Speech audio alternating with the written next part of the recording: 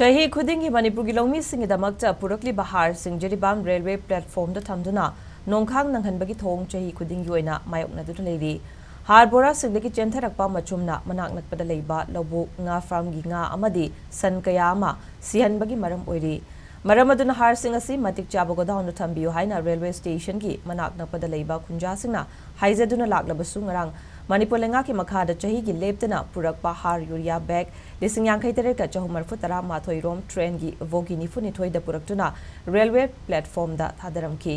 adubu ngarang ahingda gi Jiribam da nong leptana churakpana railway platform da leiriba har sing asi Houjik shu Nongkhang Chaduna leiri maram asina nga yokpa myoi sungna pukri da gi ising thadokpa hauna kre hari hiramasigi matang da SKTV ki akhanna pa pau chamama aina Houjik le Jiribam mafam ase Jiribam gi railway station amadi Manipur gi hanba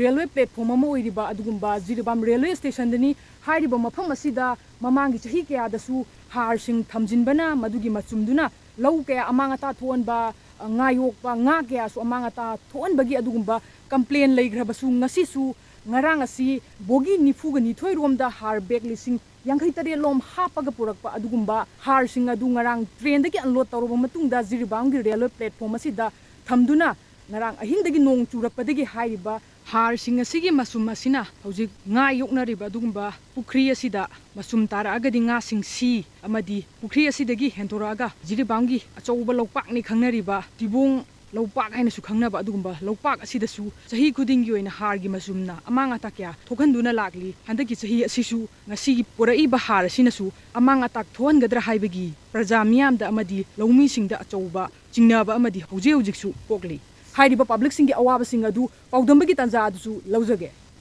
atigi di yamangre modi fangre mamang da so ikogi nga fisari du sen mayam sire adu handak so amuk fisari gi manak damuk har thamkre adu har gi ising jam chatba masum je sengba hore amuk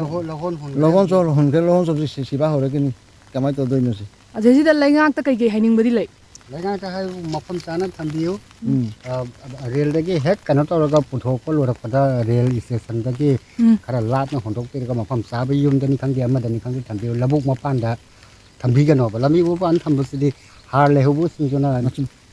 ising de chentharaga nong churo su ising sijina banina chentharaga amanga ta yam thokre ya yamo huja handak ki lau uro bani lona ma ate lona ma ha huju matum chenthara di sirani mamang dasu siba yaugraba yaukhre ado san kai ga du siena tai du di kyam chumba wan sandi tara kunmu hen helemani har propodi sibi se amukta de siba nataba